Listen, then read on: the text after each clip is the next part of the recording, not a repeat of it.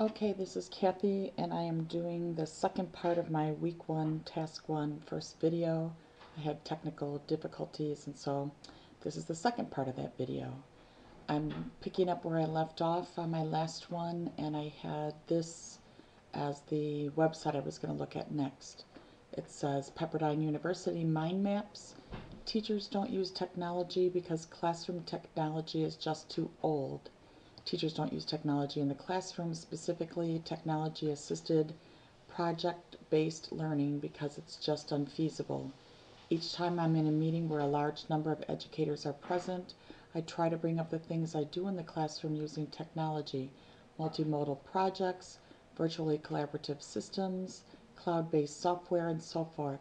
I find that these efforts cause my teaching to be more relevant, students to be more willingly engaged, and grading to be far easier for me, as students tend to seek out error correction systems. But the same defense has repeatedly claimed our computers are just too old, there's not enough computer technology at our school, there's no way I can afford to take time out to learn all this new stuff that probably doesn't work anyway.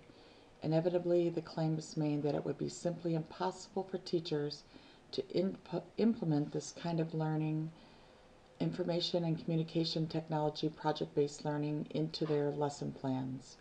I strove to debunk two of the biggest myths used by teachers as well as administrators when defending their lack of this type of teaching. Myth number 1. Schools don't spend enough on technology, so how can you expect teachers to incorporate technology in their lesson plans? Kind of agree with that somewhat with my school, although they have spent a lot of money. I just don't think they've put it in the right spots. The author says, partially true. Schools recognize the value of technology and spend quite a bit on it. In fact, they often spend far more than they need or should. It's not that they don't spend enough of it, it's that they don't spend it wisely enough. That's the problem at my school. In Brill and Galloway's Perils and Promises, University Instructors' Integration of Technology in Classroom-Based Practices. That sounds interesting. I might go ahead and copy that and put it on my document that I started, because I might want to go in later on and take a look at that and mark the web address so I know where I got that from. Okay.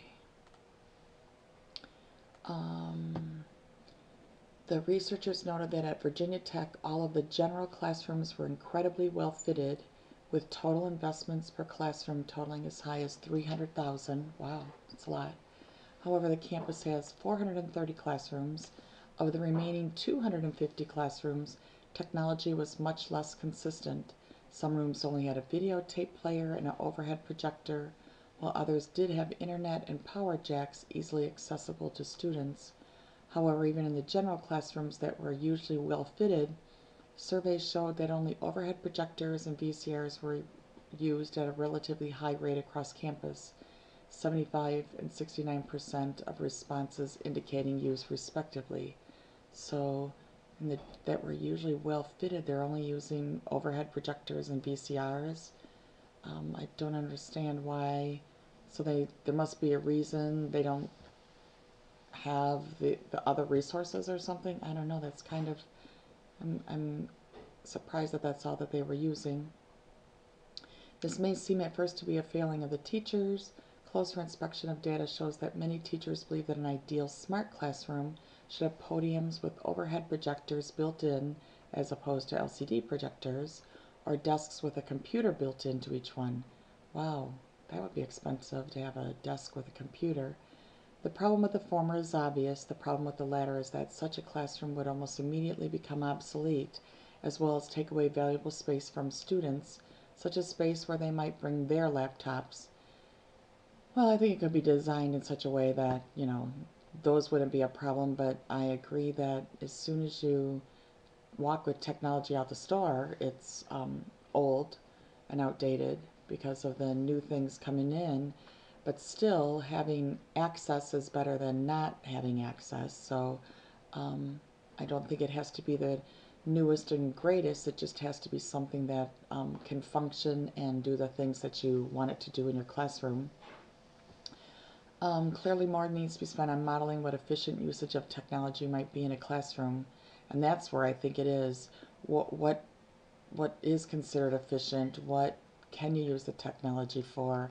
I think training is the big thing. Myth number 2, schools can't afford to spend any money on technology, so they can't do this type of learning.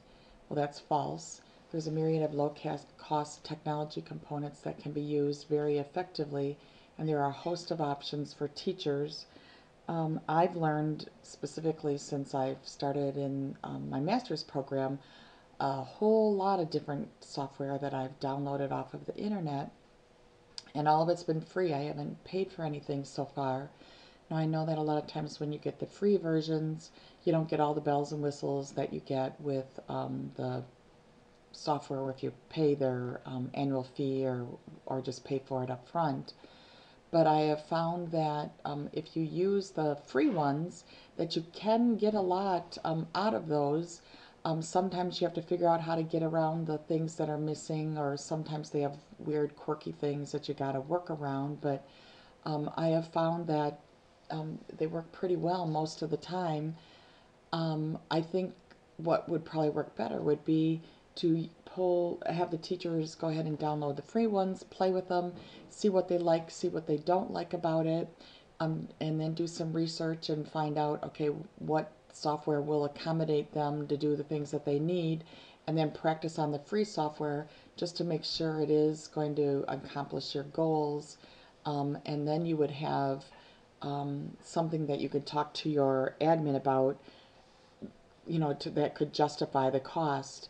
If you're just saying that I need things and you can't tell them what you're going to use it for, a lot of times if they don't see the benefit, then they don't put the money out. So anyways, I've had a lot of success with the free software, and I haven't had to purchase anything so far that in order to accomplish the things that I've wanted to accomplish.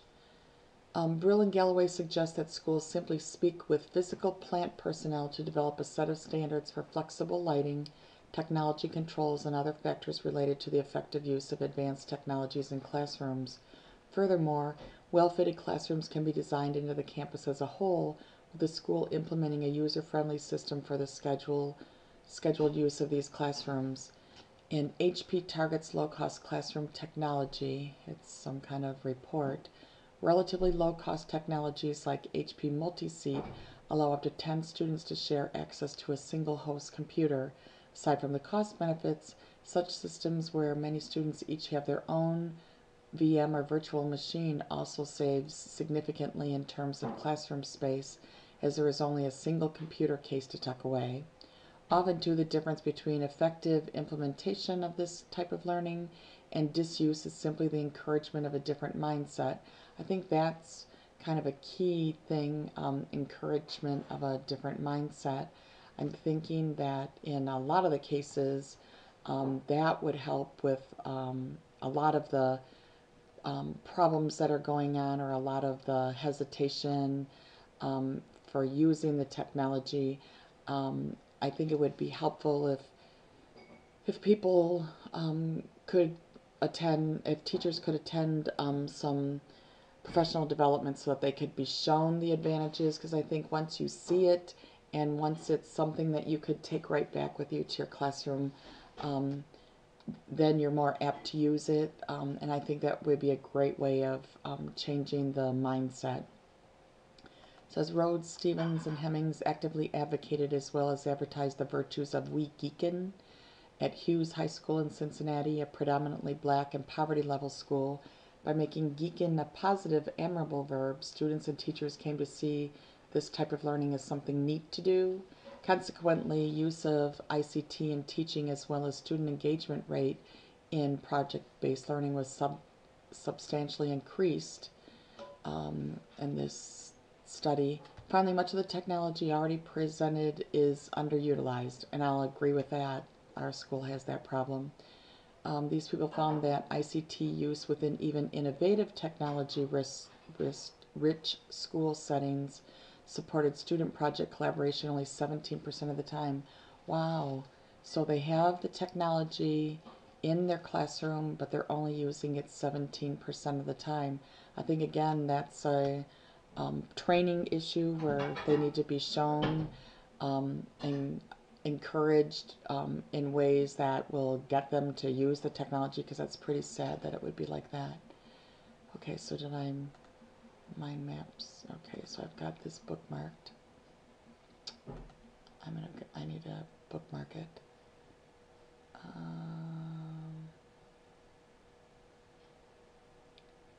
Go up here.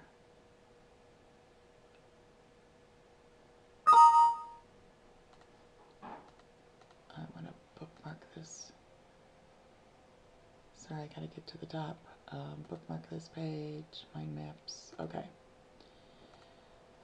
Technology in schools. Trained teachers can work magic with student achievement. This was in the San Jose Mercury News by Gay Krause.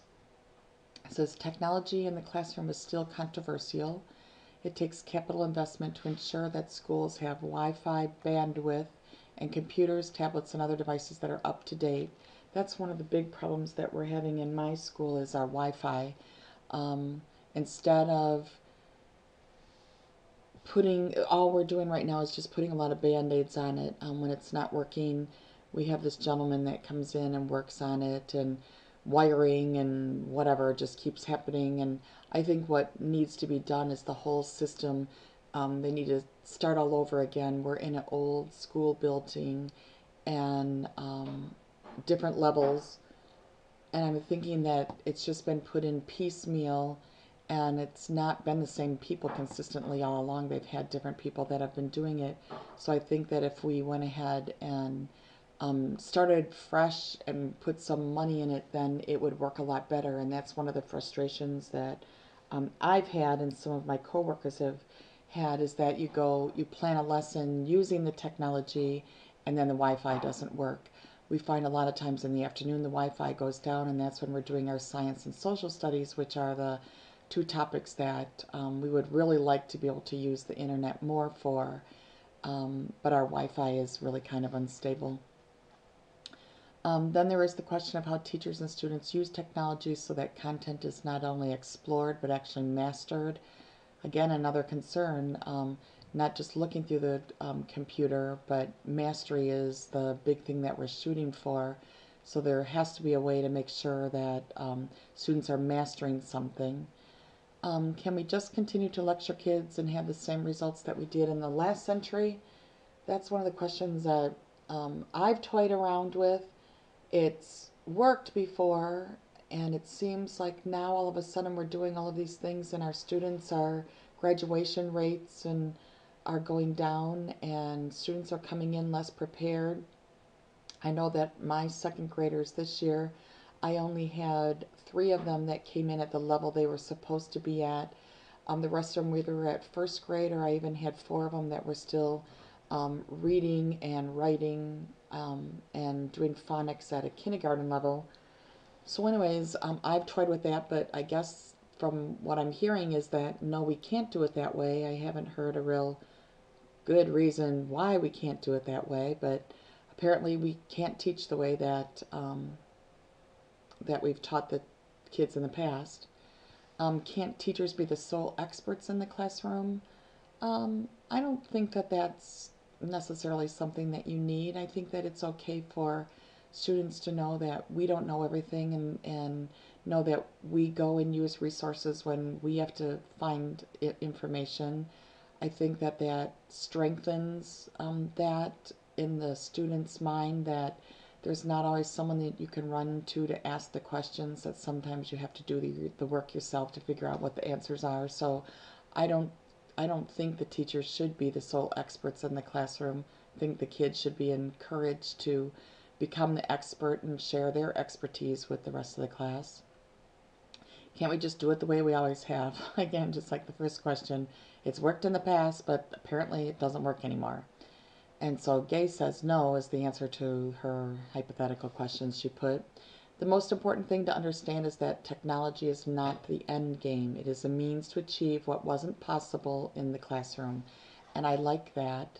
I'm thinking that one of the problems is that a lot of people think that Technology is going to solve their problems, and technology isn't necessarily a solution, it's a tool. So I'm going to go ahead and mark this because I like Gay's comment that it's not what we're doing technology. We're just using technology to help teach the curriculum, but it's not that the technology is the curriculum itself. Esther Cepeda, in a recent article, Why Technology is the Worst Thing That Ever Happened to Modern Education. That's pretty funny. Might want to go in and read her article. I'm going to put that on my page here. Might want to go in and look at that. I'll put myself a note in here. I think I'm going to move it up here.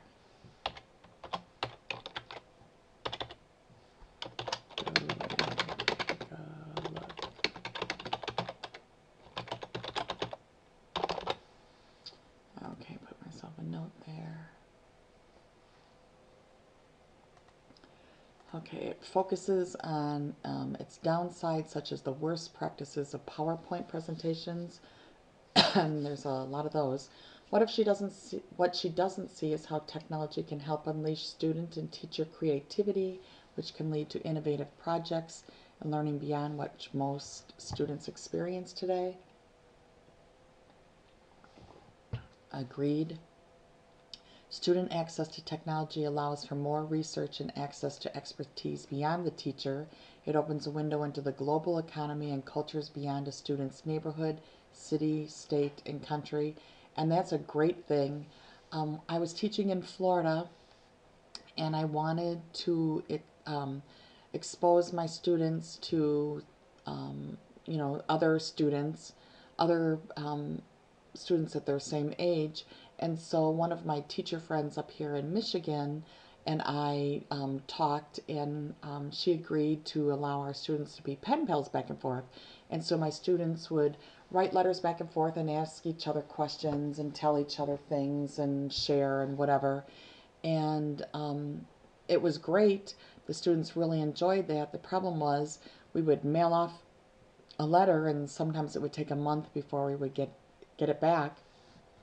My students were really excited when they would get it back, and then we would spend time in composing something and sending it back to the other school as quickly as we could. But with the internet, you wouldn't have this month delay. Excuse me, we could Skype another classroom and have a conversation live, which would have been a great thing to be able to do, and how fun to see each other and really have a timely discussion instead of doing paper and pencil back and forth. So that would have been great. Many web apps allow students to create information and projects that weren't possible in the past. Teachers and students can connect across the globe to work with others or directly reach experts.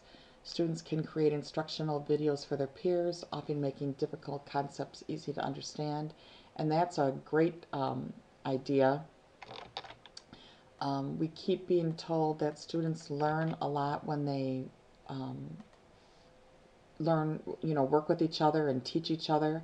And how great would that be to have them record their lesson so that students can go back and look at it, even go back and look at it if they need a refresher, or you could save them from year to year and have students become your experts in your classroom and have the students watch videos that other students in previous years had recorded.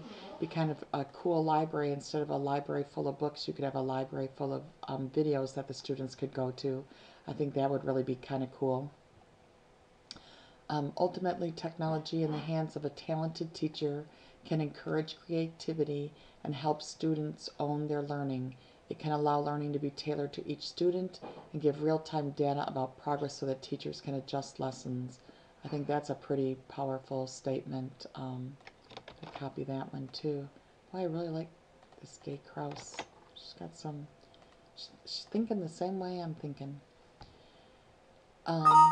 So it's saying that if a talented teacher, so I think that what I would add to that is not only talented but trained or taught or given some help so that they know how to use the technology. So I think there's a lot of talented teachers out there, but I don't think that they all necessarily know how they can use the technology in their classroom. And so how cool would that be able to tailor it to each student and give them real-time data? I think that's a great idea. The operative word is can. Technology mastery does not replace content mastery, and I agree. Again, technology is just a tool, it's not content. What comes with technology is a responsibility to use it so that tools like the dreaded PowerPoint don't become this century's mind-numbing replacement for canned lectures and overhead transparencies. And I agree, I've seen enough PowerPoint presentations which all it is every single word that they say is on the PowerPoint screen, and you just sit there and listen to them read it, and that is so totally boring. Teachers also must train students in digital citizenship so that the students not only understand the power of technology and the web, but also the pitfalls, including how to analyze and evaluate sources and content. And I think that that's a real critical thing. I think that we as teachers can use this tool, but we also need to make sure that we teach them the proper way to use the tool and show them that they can't just copy someone's words and use it as their own. Just like with a book, we teach them in a book that they can't do that. We have to teach them that just because it's on the computer, the same rules apply.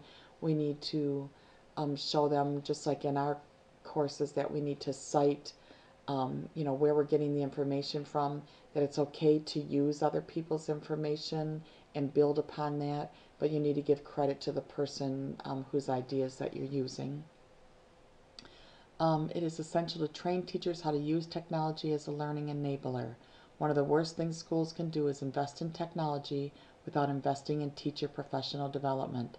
Stories about interactive whiteboards never used and computers gathering dust abound. And again, that's, I'm right on board with that one with Gay. I think that that's one of the huge pitfalls, downfalls, roadblocks, whatever, that's preventing teachers from using the technology. I don't think it's because they don't want to use the technology. I think it's because they don't know how to use the technology. And so I think they think that it's just more work, and they don't realize that once they create something, now they've got it. Excuse me, gotta take a drink.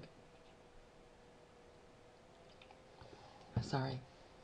That once they create these things, then they can use them over and over again, just like the regular lessons that you do in your classroom, and you can tweak them if you need to. But there's so much richer, the lessons, by using the computer, the things that you can add to it, engaging the students and having them be more involved. There's so much more to it than the regular lessons that teachers have historically created to use in their classroom. Not that there's not some really good lesson plans out there that teachers can pull out every year, and that students are really engaged and that they really learn from and can master skills doing them. But I think that there's a lot of lessons out there that could be greatly enhanced if they use technology, but the problem is that they need the training. As we studied in our last class, that there's a lot of digital immigrants that are trying to teach digital natives, and the immigrants, I think, are doing the best that they can, but they just don't know and understand themselves. And while they're trying to get up to speed at the same time that they're trying to train their teach their current classes, I think that in some cases the teachers are falling further and further behind, and it's just getting kind of frustrating probably for some of them. It says the latest trend is to give teachers and students tablets like iPads and expect they will know what to do with them. Again, just because you give me a tool doesn't mean that I know what to do with it. You need to show me. Why do we assume that by simply making technology available to be used constructively, again, the same thing. I agree with that. This is the real criticism of technology in the classroom. Most districts are not investing in training teachers to use it to increase student engagement and performance. I think what is happening is that I believe that some districts are training the teachers. I think the problem is that they're training them the mechanics of how to use the technology, and they aren't, and then that's where the training ends. They don't then show them the power of using it in their classroom, what they can actually do with it, how they can enhance their lessons, what they can do so that they can increase student learning. I think they're just told, you know, push this button and do this with it, but they're not given enough information, so they don't know what to do with it. So they've got this great, powerful tool, and they don't know what to do with it, so it becomes a whiteboard that's just a glorified blackboard, and those types of things. That's happening in our school, where we have smart boards in our classroom, but a lot of the teachers just use them as a blackboard. They don't know the different things that they can do, or sometimes they get a game and they'll download it and the kids will play the game on there, or show a video on there, those types of things, but they're not really using it to really engage the students and get the students using the technology. Usually the students are just sitting there watching. They're not really doing anything unless there's a game that the teacher put on there. Training teachers has to come first. I have seen the payoff over 13 years of providing professional development focused on changing teaching practice with the thoughtful, constructive use of technology. So I think the thing that's important here is that she's seen it in its 13 years. It's not that it happened in 6 months or it was over the summertime. This took years of professional development focused on this in order to see a change. And I think that that's what needs to happen, is that school districts need to make a commitment that this is what's best for the students, and so this is what they're going to invest their money and time in. And then I think gradually we'll see the tide turn and teachers will start using technology, and the students will be the benefit of that. It says, show me a teacher trained to integrate technology seamlessly into the learning experience, and I will show you a teacher who is inspired to try new and challenging projects in the classroom, and students who rise to the challenge, interpreting information in new and innovative ways. Boy, Kay, I really like your article. I really like that last sentence. I think that's pretty powerful too. Show me a teacher trained to integrate technology seamlessly into the learning experience, and I will show you a teacher who is inspired to try new and challenging projects in the classroom, and students who rise to the challenge, interpreting information in new and innovative ways. I think that's really cool. I like that. I'm going to put her because I think I might want to do some looking up on Gay, because, whoops.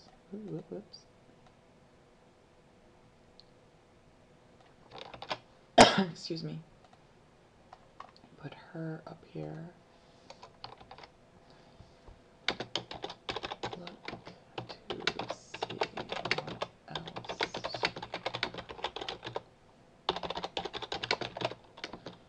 Let's see what else she has online, because I really like her ideas. We have similar thinking, so I like that. Bookmark this page. Great. Okay, so the next one that I had opened was from eLearn magazine, How to Help Teachers Use Technology in the Classroom, the 5J approach. I thought that was interesting. 5J, I didn't ever hear of 5J, so I didn't know what it meant. So this is written by Mary Burns in September 2010. So it says, recent reports from a Chronicle point to teachers' continuing difficulties integrating technology into classroom learning. Despite access to technology and despite the fact that novice teachers are entering the classroom with far more advanced technology skills than their counterparts of an earlier age. Only 39% of teachers report moderate or frequent use of technology as an instructional tool. I personally am one of those teachers that have just entered the workforce, and I'm thinking back on my undergraduate when I was getting my bachelor's. I don't recall any technology classes that I took that taught me anything about integrating technology. I took a couple technology classes, mainly as electives, because I wanted to learn some more about the computer, and so I took some technology classes. But it seems like once I got into my teacher program, I'm looking back thinking, and I don't recall a lot of classes using technology. I don't recall us being required to use it at all. Yeah, I don't. I don't recall. We had lesson plans that we had to do, but I don't recall ever having to make a lesson plan where you had to use technology, where you had to integrate technology in there, or even state how you would use technology. And so I don't really remember, excuse me, you doing a lesson plan with technology integrated into it. So, so I'm one of that 61% that's,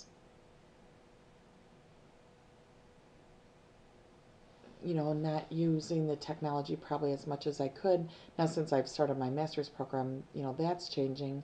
But prior to this, I wasn't using a lot of technology in my lessons. I didn't really know how to do that.